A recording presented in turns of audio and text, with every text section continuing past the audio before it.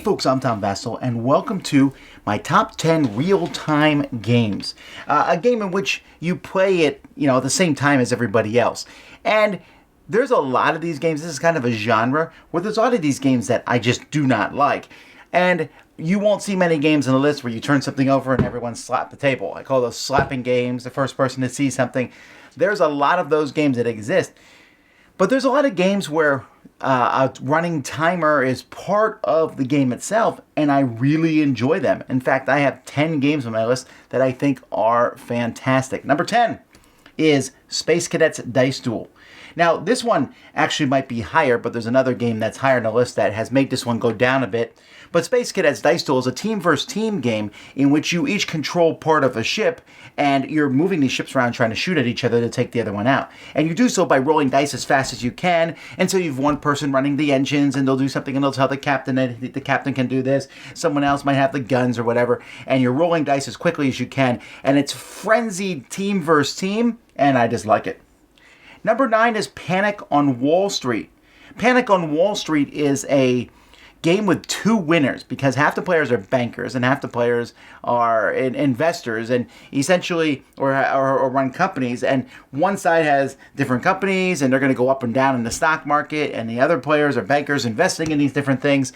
And so there's a time of real period where you're making deals with everybody, and then after the time runs out, the deal period ends. You then see what happens to the different stocks. Each side makes money, and one of the bankers will win and one of the investors will win. It is extremely fun and plays up to 11 players. Number 8 is Millennium Blades. Now, Millennium Blades is one of the slowest real-time games in a sense that there's 15-minute chunks of this game in which you are essentially building a deck. So you're sitting there and you might be buying card packs and opening up to build your deck, because at the end of each round of Millennium Blades, you are playing in a collectible card game tournament. And you'll buy packs, you'll trade with other players, you'll buy and sell to an open market, and slowly sit there and try to figure out the best possible deck. It's a really interesting idea, but it doesn't ever feel too stressful, but the time keeps things moving. Number 7 is Tale of Pirates. This is a cooperative game, and you'll notice that there are several games on my list that are cooperative. The real-time thing, which comes with an app where pirate ships are shooting at you, and you are moving around trying to take out, or you are the pirate ship, and you have these timers that you can play during this game, and you'll place a timer somewhere, and until that timer runs out, you can't take another action. So you have to place the timer here, I'm going to do this, and then move this timer here, and you're trying to shoot against the ships coming after you, or move the ship, and with the app and with the thematic music and everything, it just brings a really cool, fun pirate flavor to the genre. Number 6 is Escape. Same thing. Cooperative game, but this one is a little bit different. You're in a temple trying to get out of this temple together. And so you play it with a soundtrack, a 10-minute soundtrack that says Escape. And then you will start rolling dice. These dice will let you move to other rooms, discover rooms, find rooms. Sometimes you get stuck. Other people have to come in and roll dice to pull you out. So you're rolling dice as fast as you can. There's a soundtrack that's going and going and going. Every once in a while there's a gong and you all have to run back to the start room or you get trapped forever. Oh, this game is just really tense. But it's also not very long. I like it a lot. Number 5 is Galaxy Trucker. The first half of each round of Galaxy Trucker is a timed thing, where you're grabbing tiles and putting them on your ship. Sure, you could take your time and build a really cool ship, but someone else is probably going to finish yours as fast as they can and start running the timer that ends that round. And the fun of Galaxy Trucker for me is watching these really cool spaceships you built blow up in different chunks as asteroids and pirates come and attack them. It's silly fun, but there's a lot of strategy to it, and if there was no timed element to it, I think the game would lose a lot of its luster. Number 4 is Magic Maze, another cooperative game. This one just came out last year, where all the players are working together with 4 fantasy people who are trying to burglarize a mall at the same time, like the warrior's trying to steal his sword back, etc. So you are all moving these people together, but none of them are yours. You just control direction. So I can move, for example, anybody north, and you might be able to move anybody south, and I might be able to move somebody up escalators. And so we have these different things, but we also can't talk as we're doing this. There's like 17 levels of the game.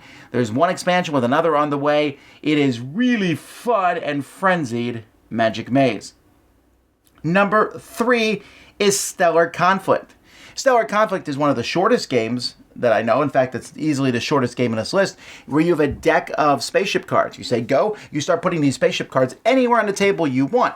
Once the time runs out, then you look at where these spaceships are pointing and shooting at and see what happens. They'll blow up other ships, hopefully not your own ships. They might, do some missions on the table. There's special abilities for the ship. The game takes much longer to score than it does to play, although the play is really quick. This is based on an earlier game called Lightspeed. I really, really like it. That's Stellar Conflict. Number 2 is the game I said that knocked down Space Cadets dice duels, and that is Captain Sonar. Easily one of my favorite games of all time. A game in which both sides have a submarine, and there are 4 people against 4 people. There's a captain, the first mate, the engineer, and then the navigator, and you are basically playing Battleship simultaneously as you're moving your submarines around on a map and saying what direction you're moving. The other team is listening, trying to figure out where you are, shooting torpedoes at each other. Just great, great fun. Really, really enjoyable game, Captain Sonar. And number 1 on my list is Project Elite. Another cooperative game in which you are essentially playing an alien, you are Marines defending yourself against these hordes of aliens. These aliens are running in and you are just shooting them as fast as you can, and so you're rolling dice for 2 minutes. And what I like about this one is, even though it's a timed game, it's in 2 minute chunks. You play 2 minutes, blah, blah, blah, blah, blah, and you pause, you talk, okay, we're gonna do this, let's do this, let's do this. Are you ready? 2 minutes, go! And it's just entertaining. I've always liked a game where I can just be like this really cool character just blowing things away, but yet there's so many of them that you have to be really careful that none of them get through the net. This one's a hard one to find, but I do know that it is going to be reprinted at some point, so I know it's an inevitable question on the thing. Who, when, where, why, you'll have to find out and see, but it will come back out, and when it does, you definitely want to get it because it's my favorite real-time game. Hey, what are your favorite real-time games? Let me know in the comments below. Until next time, I'm Tom Vasel, and you've been watching The Dice Tower.